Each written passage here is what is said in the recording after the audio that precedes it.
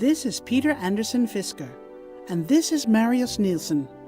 Together, these two men share an overwhelming passion for motors, a passion that is to help bring a new technological age to Denmark. Jeg har hørt det fra rigtig mange, som siger, Fisker var en gudbenådet konstruktør. This is the story of Nilfisk, one of the most famous companies in Danish commercial history. A company with high ambitions and high expectations. I sådan en organisation er der altid nogen, der træder ved siden af. Men der var altid plads til dem alligevel.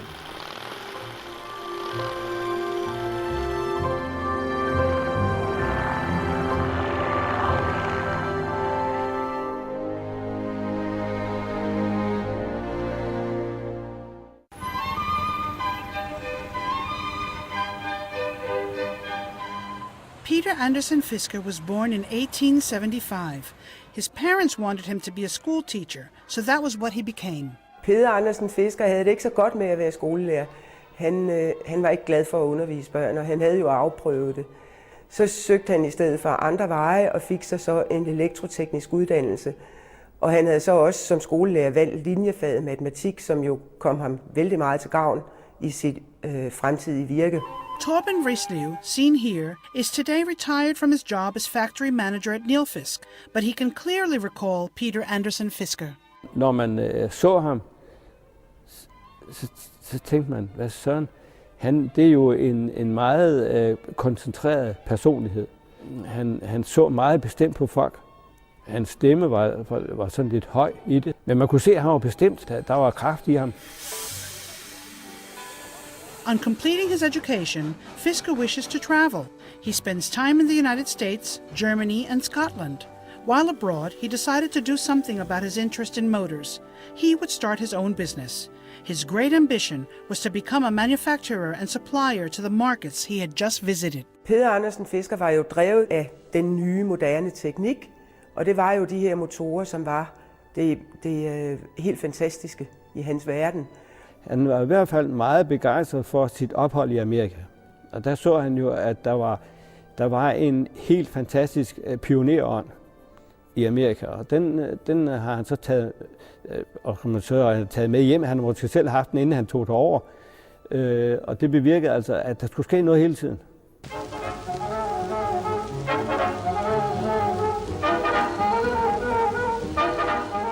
After a year spent working with the Danish motor manufacturers Thomas B. Trigg in Odense, Fisker had saved up 2,000 kroner. With this money, he rented a small backstreet workshop and started his business. Så gjorde han altså også det, at han slog en brædvæg op inde på det her værksted, og bag ved den brædvæg, der havde han sin seng. Og så kunne han jo også bare lige hoppe ud af sengen om morgenen og starte med at producere. Og de 2 første motorer, han lavede, dem lavede han faktisk til at drive sine egne maskiner med. Fisker designed his first domestic vacuum cleaner in 1910. While working for the Trigg Company in Odense, Fisker met Marius Nielsen, who was factory foreman. Nielsen invests 5,000 kroner in Fisker's firm. Fisker later patents the vacuum cleaner and buys out Nielsen's share of the business. Der er overhovedet ingen tvivl om, at Peter Fisker har været, typen på datidens fabriksejer eller fabrikant. Det er der overhovedet ingen tvivl om. Det var sgu hans. Nilfisk vacuum cleaners are expensive for Danish families. Nilfisk therefore also introduces a hire purchase scheme. Når kunderne havde skrevet under på en afbetalingskontrakt og fik den her fine nye støvsuger med hjem, så fik de tilgift en lille sparebøsse, som havde samme facon som støvsugeren. Og så kunne de hver dag proppe 20 øre i den her sparebøsse, og når måneden var gået, havde de til afdraget. Vælg en Nilfisk, vælg en Nilfisk. Den koster jo kun 20 øre om dagen at anskaffe. Ja, det kan da enhver overkomme. The firm continued to be called Fisker and Nielsen, even though Nielsen had left. The factory is working to full capacity, and Nilfisk vacuum cleaners earn a reputation as some of the best in the world. But Peter Andersen Fisker is not the type of man to simply rest on his laurels. Peter Fisker karakteriseres ved, i hvert fald i hans yngre dage, som en mand, der altid var i gang med at lave en ny udvikling af et eller andet. Og det gik jo hele tiden på noget med fabrikken. Og jeg gætter på, at han har drømt hele tiden om den fabrik, når han sov. Fisker's dedication to his business paid off. Within a few years, Fisker and Nielsen has dealers in 21 countries.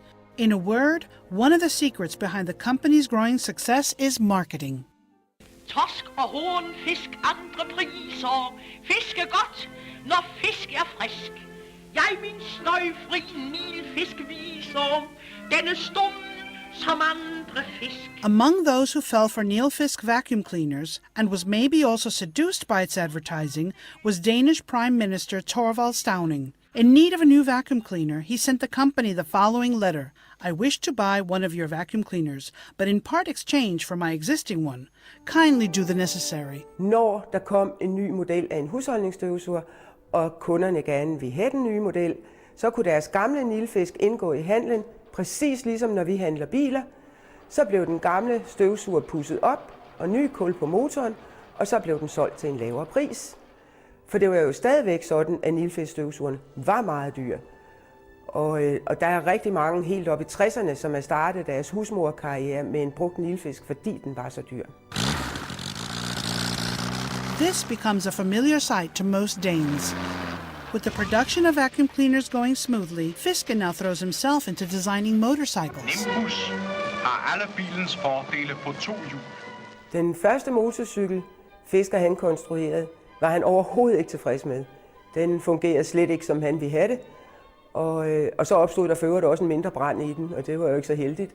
Så han splittede den jo ad, og så kunne han jo bruge nogle af delene. Han var en meget sparsomlig herre, som vi tidligere har hørt, så han brugte nogle af delene fra nummer 1 til nummer 2, som er verdens ældste Nimbus-motorcykel, kaldet kakkelovnsrøret på grund af benzintankens udformning.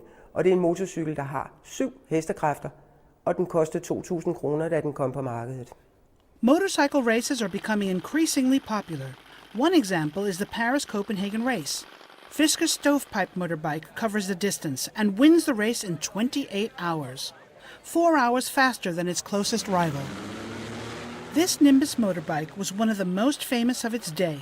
On board are 2 famous contemporary Danish actors, Palle Hull and Elit Foss.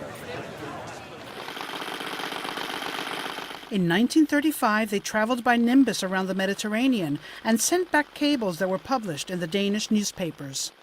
Fisker kunne helt klart se reklameværdien i de telegrammer, der kom hjem fra de her lande rundt omkring Middelhavet, og det blev helt klart brugt for også at reklamere for, hvad motorcyklen kunne holde til.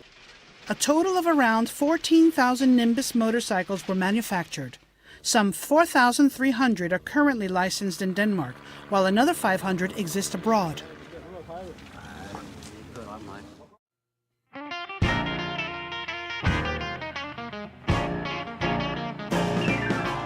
It's now 1954, and Nilfisk reaches a new milestone with the production of 1 million vacuum cleaners. In the years ahead, Nilfisk will become still more famous worldwide. Nilfisk's sales success is based on a very aggressive export policy.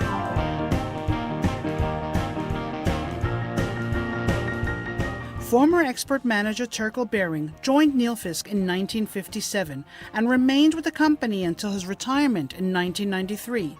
He clearly recalls Nilfisk's strenuous efforts in export markets. Altså, når vi havde så stor en succes i udlandet, så skyldes det i allerhøjeste grad de udenlandsdirektører, vi havde. Der var mange virkelig dygtige folk imellem. But the company is not equally successful in all markets. In the United States, initial sales are slow. Vi havde faktisk ikke haft held med os. Vi havde tabt en gruelig masse penge. Jeg tror, det var $272,000. Der var mange penge dengang. When Fisker hears about the company's U.S. losses, he turns up in person in Bering's office with his son Eric Fisker, who became company managing director in 1955. Men der kom han sammen med den administrerende direktør Erik Fisker ind til mig på det lille kontor, jeg havde. Og så satte han sig over for mig, og så sagde han, Bering, vær venlig at sige mig, tror de nogensinde, vi får de penge hjem?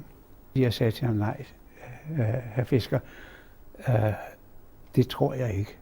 Jeg var fuldstændig knust. Hvorpå han så kiggede på Erik Fisker, og sagde han, Erik, du hørte, hvad Bering sagde, så streger vi det. Despite the early losses, the United States is later to become a successful export market for Nilfisk. The impetus for this success came partly from contracts with the U.S. Navy. Many warships were filled with asbestos, which released fibers harmful to health. Nilfisk is already well known for its efficient filters. The British Navy, too, used Nilfisk vacuum cleaners. But one of the company's most notable successes was a supplier to the U.S. space agency NASA. Nilfisk vacuum cleaners equipped with their unique filter systems were used to clean NASA spacecraft. Peter Andersen Fisker's grandson, Peter Fisker Knudsen, joined Nilfisk in 1970 and becomes managing director in 1985. 4 years later, in 1989, Nilfisk is involved in Denmark's largest ever corporate takeover when the company is acquired by NKT. Today, Nilfisk is a part of NKT Holding. The role of Nilfisk vacuum cleaner as a troubleshooter for the US Navy and NASA takes a new turn in 2001 after the attack on the World Trade Center and the subsequent anthrax threat. Disse breve med miltbrandbakterier forårsagede jo, at det amerikanske postvæsen var i højt alarmberedskab. De er jo frygtelig farlige, og man var jo nødt til at gøre noget ved det. Og det man gjorde, det var, at man indkøbte store mængder af Nilfisk støvsuger, så man kunne få gjort rent i alle kroge og hjørner og få alt mistænkeligt pulver suget op. Now named Nilfisk Advance, the company is one of the world's largest manufacturers of professional cleaning equipment. The core component in today's production program, which includes everything from high-pressure washers to cleaning equipment for aircraft runways, is still the electric motor. And there is no doubt that Peter Andersen Fisker would have been proud of his company today.